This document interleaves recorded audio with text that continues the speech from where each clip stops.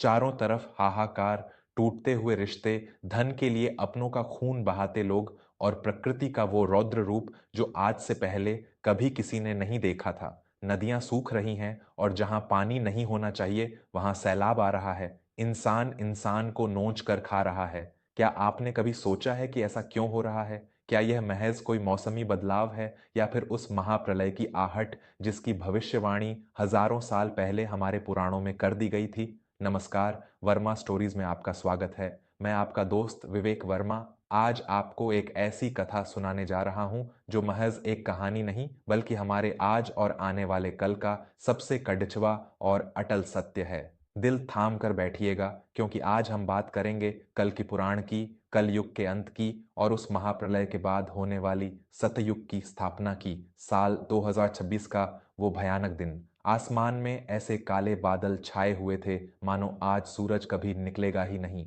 तेज हवाएं पैदों को जड़ से उखाड़ रही थीं और मूसलाधार बारिश ने पूरे शहर को एक टापू में तब्दील कर दिया था। बिजली की कड़कड़ाहट से खिड़कियों के कांच कांप उठते थे।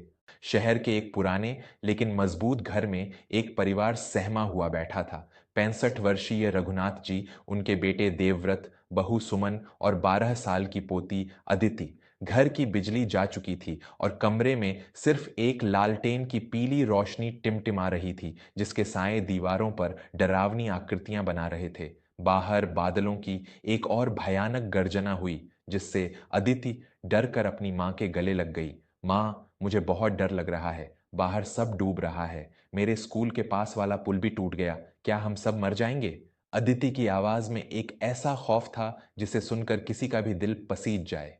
सुमन ने अपनी बेटी के माथे को चूमा और कांपती हुई आवाज में कहा, कुछ नहीं होगा मेरी बच्ची, ये बस एक बद्दा तूफान है। सुबह तक सब ठीक हो जाएगा। तू भगवान का नाम ले।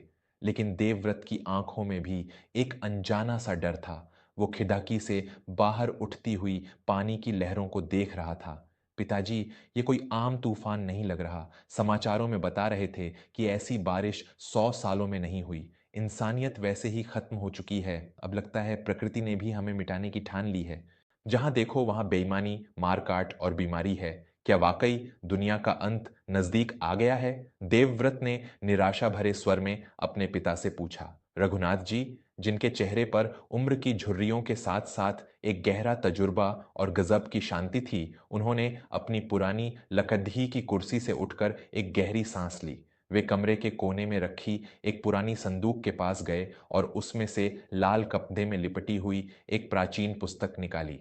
तुम जिसे अंत समझ रहे हो देवव्रत, वह वास्तव में एक नई शुरुआत की पीड़ा है। जब एक माँ बच्चे को जन्म देती है तो उसे असहनीय पीड़ा से गुजरना पड़ जाता है।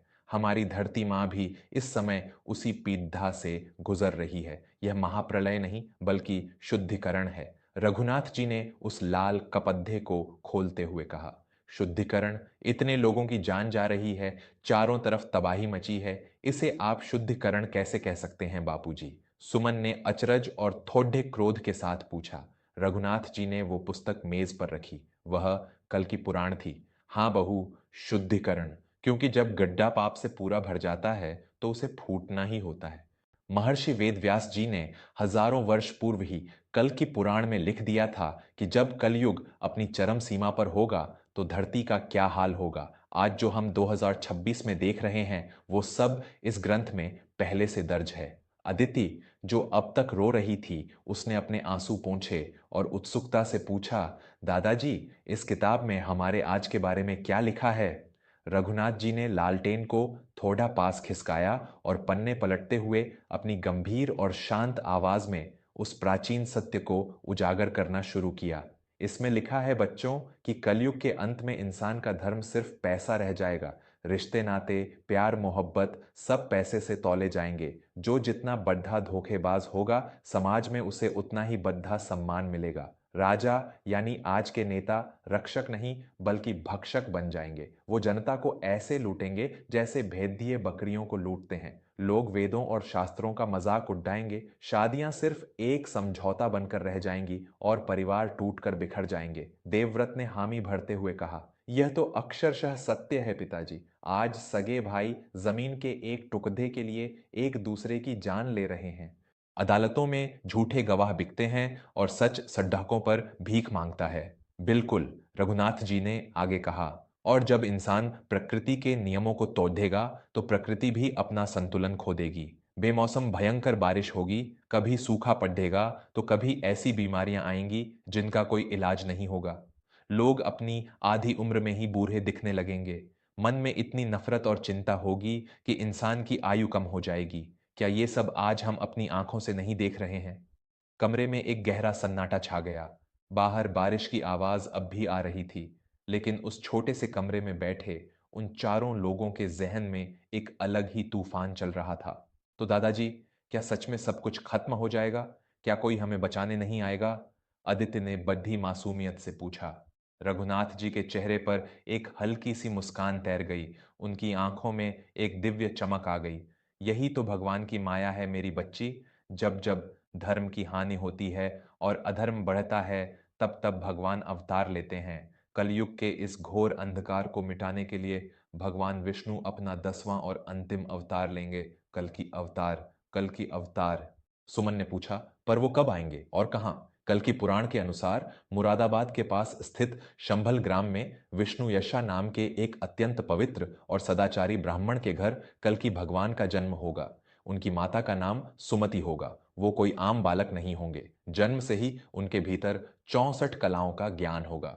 भगवान परशुराम जो चिरंजीवी हैं और आज भी महेंद्रगिरी पर्वत पर तपस्या कर रहे हैं, वो स्वयं आकर भगवान कल्कि को अस्त्र शस्त्र की शिक्षा देंगे। भगवान शिव उन्हें एक ऐसा दिव्य खड्ग यानी तलवार देंगे जो कभी पराजित नहीं हो सकती, और एक उजले सफेद रंग का उड्डाने वाला घोड़ा मिलेगा जिसका नाम देवदत्त होगा। देवव्रत, जो अब पूरी तरह से अपने पिता की बातों में खो चुका था, उसने पूछा, पिताजी, लेकिन आज के इस आधुनिक युग में जहां मिसाइलें और परमाणु बम हैं, वहां एक घोड़े और तलवार से भगवान बुराई का अंत कैसे करेंगे? रघुनाथ जी ने गहरी सांस ली और बोले, बेटा, अस्त्र शस्त्र तो केवल एक माध्यम होते हैं। असली शक्ति तो उस चेतना में होती है जो उन्हें चलाती है। कल की भगवान का युद्ध किसी एक देश या सेना से नहीं होगा। उनका युद्ध कली नामक राक्षस से होगा। कली कोई एक इंसान नहीं है, बल्कि वह उन सभी बुरी प्रवृत्तियों का प्रतीक है जो आज इंसान के अंदर घर कर चुकी हैं। लालच, क्रोध, काम, अहंकार और ईर्ष्या। भगवान कल्कि का खड्ग उन अधर्मियों का विनाश करेगा जिनकी आत्मा पूरी तरह से कली के वश में हो चुकी है, जिन्हें सुधारने का कोई मार्ग नहीं बचा है। बाहर बिजली बहुत जोर से कड़ीडीच की, मानो आसमान फट गया हो। रघुनाथ जी बिना डरे बोलते रहे, यह महाप्रलय जो तुम देख रहे हो, यह उसी युद्ध की शुरुआत है। जब कल की भगवान अपनी सेना लेकर निकलेंगे तो पूरी पृथ्वी पर हाहाकार मच जाएगा। जो लोग धर्म के मार्ग पर हैं, जो सत्य बोलते हैं, जो दूसरों की पीड़ा समझते हैं, उन्हें डरने की कोई आवश्यकता नहीं है। भगवान की तलवार सिर्फ पापियों का रक्त पिएगी। कल की भगवान के साथ सतयुग के दो महान राजा मरु और देवापि भी आएंगे, जो कलयुग के प्रभाव से बचकर तपस्या कर रहे थे। वो इस पृथ्वी पर फिर से धर्म और न्याय का शासन स्थापित करने में भगवान की मदद करेंगे। उसके बाद क्या होगा दादाजी, जब सारे बुरे लोग मारे जाएंगे? अदिति की आंखों में अब डर की जगह एक उम्मीद की किरण नजर आ रही थी। उसके बाद मेरी बच्ची, एक नई सुबह होगी। उस महाविनाश के बाद धरती अपने सारे घाव भर लेगी। आसमान फिर से नीला और साफ हो जाएगा। नदियों का जल अमृत के समान मीठा और शुद्ध हो जाएगा। इंसान के मन से लालच और नफरत पूरी तरह से मिट जाएगी। कोई किसी को धोखा नहीं देगा। हर इंसान भगवान का भक्त होगा। चारों तरफ प्रेम, शांति और भाईचारा होगा। लोग लंबी आयु जिएंगे और बीमारियां खत्म हो जाएंगी। पृथ्वी फिर से स्वर्ग बन जाएगी। इसी काल को हम सतयुग कहेंगे। सुमन, जिसकी आंखों में अब आंसू थे, उसने हाथ जोड़कर कहा, बापूजी, हम अज्ञानी हैं। हम इस माया जाल में फंसकर अपने असली कर्म को भूल गए थे। आज की इस भयानक रात ने और आपकी इन बातों ने हमारी आंखें खोल दी हैं। रघुनाथ जी ने अपनी पोती के सिर पर हाथ फेरते हुए कहा, इसलिए बच्चों, बाहर चल रहे इस प्रकृति के रौद्र रूप से डरो मत। अपने मन को शांत रखो। जिसने अपने मन में राम को, कृष्ण को, धर्म को बसा लिया है, उसके लिए कोई प्रलय नहीं होती। हमें बस अपना कर्म पूरी ईमानदारी से करना है। कलयुग का अंत निश्चित है और सतयुग की स्थापना अटल है। यह रात कितनी भी घनी और काली क्यों ना हो, सुबह का सूरज निकलने से कोई नहीं रोक सकता। और जैसे रघुनाथ जी के उन शब्दों में ही कोई जादू था, धीरे धीरे बाहर हवा का शोर कम होने लगा। बारिश की बूंदों की वो डरावनी आवाज एक शांत थाप में बदल गई। परिवार के उन 4 सदस्यों ने रात भर बैठकर भजन गाए और एक दूसरे का हाथ थामे रखा। कुछ घंटों बाद जब खिड़की से सुबह की पहली किरण उस छोटे से कमरे में आई तो सबने बाहर देखा। बारिश रुक चुकी थी। आसमान के काले बादल छंट गए थे और पूरब दिशा में सूरज की एक अद्भुत सुनहरी रोशनी फूट रही थी। पानी का स्तर कम हो रहा था और पौधों के पत्तों पर रुकी पानी की बूंदें मोतियों की तरह चमक रही थीं। उस सुबह की हवा में एक ऐसी ताजगी थी जो उन्होंने बरसों से महसूस नहीं की थी। अदिति मुस्कुराई और अपने दादाजी से लिपट गई। उसे समझ आ गया था कि हर अंत एक नई और खूबसूरत शुरुआत का रास्ता है। दोस्तों, कल की पुराण की यह कथा हमें सिर्फ भविष्य का डर नहीं दिखाती, बल्कि यह हमें एक बहुत बड़ा संदेश देती है। कलयुग बाहर नहीं, हमारे भीतर है।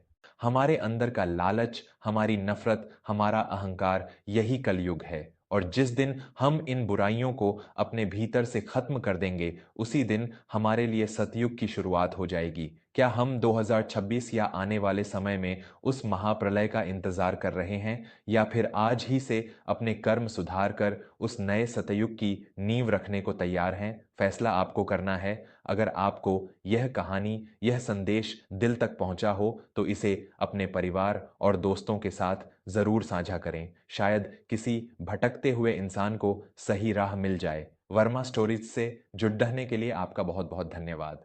मैं विवेक वर्मा फिर मिलूंगा आपसे एक नई और जीवन को दिशा देने वाली कहानी के साथ। तब तक के लिए धर्म के मार्ग पर चलते रहिए, सुरक्षित रहिए और अपनों का ख्याल रखिए। जय श्री राम।